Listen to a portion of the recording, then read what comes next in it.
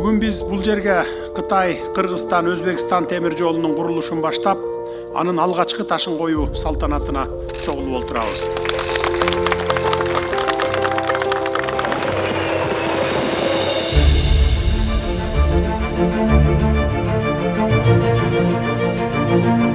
Эмне үчүн Кыргызстанда дээрлик 30 жыл жаңы темир жолдор курулган жок жана эмне үчүн абал бүгүн өзгөрдү?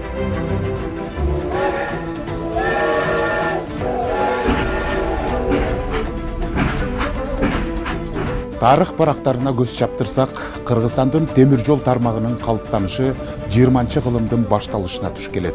1915 жылы Кара Суудан тартып Жалал Абад станциясына чейин эң алгачкы темир жол курулуп, туруктуу пайдаланууга берилген экен.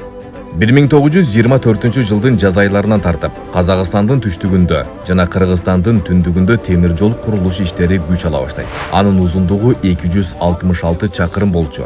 1924 жылдын 8 августунда Аулиата Пишпек темир жол аркылуу Пишпек станциясына эң биринчи поезд келет. Ал кезде Кара-Кыргыз автономиялык областынын өкмөтү жаңыдан түзүлүп жаткан. Чоң салтанат менен биринчи поездди тосуп алышкан. Ошол күндөн тартып Кант-Рыбачы, Фрунзе-Рыбачы, Кант-Токмок темир жолдорунун курулуш иштери колго алынып курула баштаган. Кыргыз элинин көрүнүктүү мамлекеттик жана саясий ишмери Исхак Разаков Кыргызстандагы темир жол тармагын түптөп берген негизги тарыхый инсандардын бири катары айтылат. 1950 жылдары Кыргызстандын өнөр жайын өнүктүрүүгө чоң көңүл буруп, темир жол аркылуу жүк ташуунун көлөмүн көбөйтүүгө шарт түзгөн.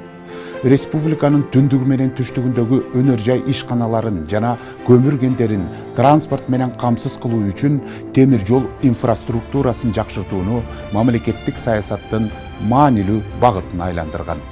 Исхак Разаковдун эмгеги темир жолду нөлдөн курууда эмес, аны өлкөнүн экономикалык өнүгүүсүндө маанилүү кадам катары ишке ашырганында.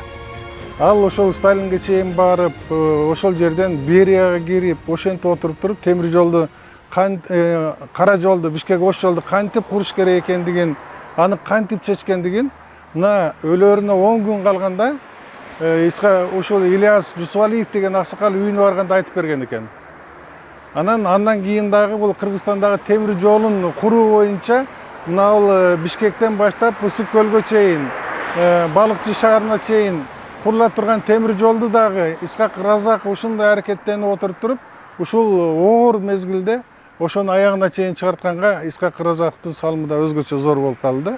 Ошон үчүн Исхак Разаков ушул темир жол, кара жол, ушул Кыргызстандын карым-катнашын ушундай бир байланыштыра турган көп иштерди аягына чыгарган өзгөчө инсан, чыныгы лидер.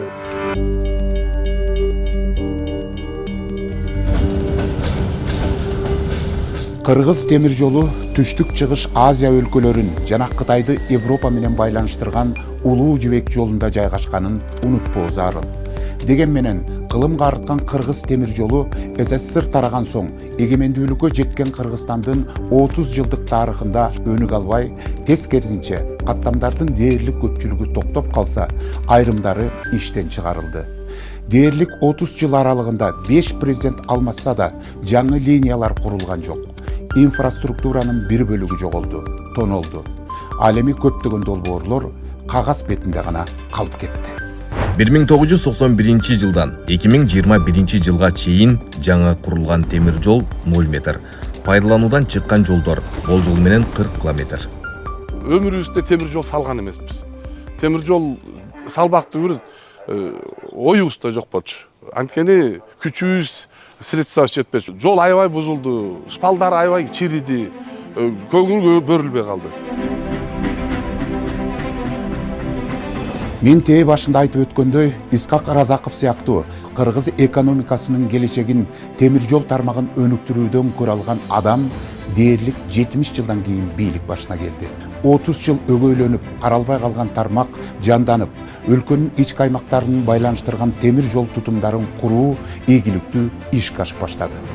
Алсак, жалпы 186 чакырымдык Балыкчы-Кочкор-Кара-Кечей темир жолу өз күчүбүз менен курулууда.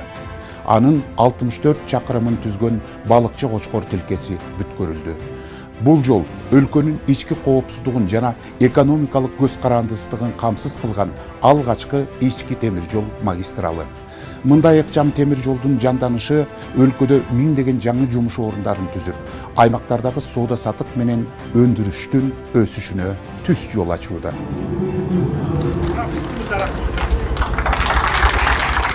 Эгемендиктин 36 жылында ишке ашып, быйыл Балыкчы Кошкор темир жолунун участогунун ачылышы болуп өттү.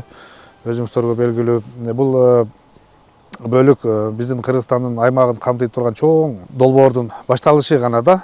Мына биздин президентибиз белгилеп айтып кеткендей, бул жол Кочкордон ары Кара Кечеге көмүр кеніне барып, андан кийин көмүр кенинен кийин Макмал станциясына барып кошулуп, ал жерден Кытай Кыргызстан темир жолу өтөт. Ошо менен биздин Кыргызстандын түндүк түштүк темир жолун түзүп, эки аймакты бириктирүүгө мүмкүнчүлүк болот. Азыр Кыргыз темир жолдун өзүнүн күчү менен Балыкчы Кошкор жолун салдык. Бул да аябай чоң жеңиш деп ойлойм. Бул не то что чоң жеңиш, Кыргызстан үчүн чоң пайда. Кыргызстанды экономикалык туңгуюктан чыгарып, глобалдык соода борборуна айланта турган өлкө тарыхындагы эң ири жана стратегиялык мааниге ээ кылым долбоору ишке ашырылууда. Бул Кытай-Кыргызстан Өзбекстан темир жолу. Бул жол Кыргызстандын транзиттик мүмкүнчүлүгүн кеңейтүүгө, логистикалык дараметин жогорулатууга, жаңы жумуш орундарын түзүүгө жана өлкөнүн эл аралык транспорттук коридордогу стратегиялык ролун бекемдөөгө багытталган ири инфраструктуралык долбоор болуп саналат. Келечекте аталган жол чыгыш менен батышты байланыштырган эң кыска жол болуп калат. Анда жүктөрдү жеткирүү убактысы 8 күнгө чейин кыскартылып, Кыргызстанда гана эмес, бүтүндөй борбордук Азиянын экономикалык келечегин аныктай турган, биздин өлкөгө ири каражатты алып келе турган булак болуп калары талассыз. Эң негизгиси, Кыргызстандын деңизге чыгуусуна шарт түзүп, Кыргызстанды чыгыш менен батышты байланыштырган маанилүү транзиттик борборго айлантуу планы ишке ашканы турат. Азыркы дүйнөлүк тажрыйбада эң алдыңкы тажрыйба темир жол куруу боюнча бул Кытай Республикасына таандык. Чын айтканда, аларда мына биз суктанып аткан жогорку ылдамдыктагы темир жол аябагында чоң темп менен. Алар жылына 1,5–2 миң километрден Кытай эл республикасынын аймагында темир жол курат. Демек, аларда туннелдерди, көпүрөлөрдү, темир жол түзүлүштөрүн долбоорлоо куруу боюнча эбегейсиз зор тажрыйба топтолгон. Бул курулуштун батышы үчүн биз ошол тажрыйбага ыкташыбыз керек. Бул жол Кудай буйрса бир 4-5 жылда бүтүп кала турган жол. Азыр иштери, куруу иштери кызуу жүрүп атат. Кудай буйрса 4-5 жылдан кийин ачылышы болсо, Кыргызстан мына ошондо толук көз карандысыз мамлекетке ээ болдук деп айтсаңар болот ошондо. Анткени биз Кытай менен Европанын ортосунда, деңизге эле чыкпастан Кытай менен Европанын ортосунда эң кыска жол биздики болот. 1000 километрге кыскарат и 10 күн товарлар эрте жетип турат. Анан бизден ары бери өткөн товардан жөн эле, транзит үчүн эле алган акчабыз бир 300–500 миллион долларга чейин жетет. Бул кумтөрдөн түшкөн акча сыяктуу болот да. Бул кылым долбоору. Анткени буга чейин бир топ ошол долбоор боюнча сүйлөшүүлөр, озеки макулдашуулар болгон, бирок ишке ашкан эмес да. Бүгүнкү күндө биз көрүп атабыз, долбоор ишке ашып баштады. Болжолдоп караганда, мисалы, бүгүнкү күндө 2030 жылга чейин бул долбоор бүтөт экен. Ошондой эле пландаштырууда мисалы айтып атышат, экономисттер, биздин ошол саясатчылар айтып атышат, 15 миллиондон баштап бир 20 миллионго чейин жүктөр ошол биздин мамлекет транзиттик жүктөр өтөт экен. Болжолдоп караганда, долбоор ошол Кыргызстан территорияны өткөн үчүн 1 миллиардтан ашын доллар акча каражат керек экен. 5-6 жылдын ичинде бул долбоор өзүн актап коет да, бирок кылымдарга калып турган долбоор деп эсептейм.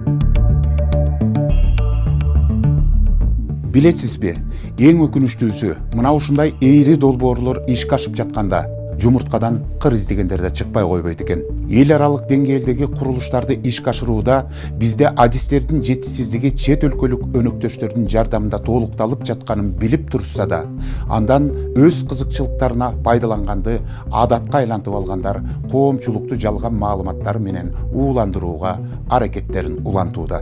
Кыргызстандын жерин тартып алабыз. Миллион деген Кытайлар келип айып пулдар, чектөөлөр. Открыто обвиняют. Август айында Кытайга барууну чечкем.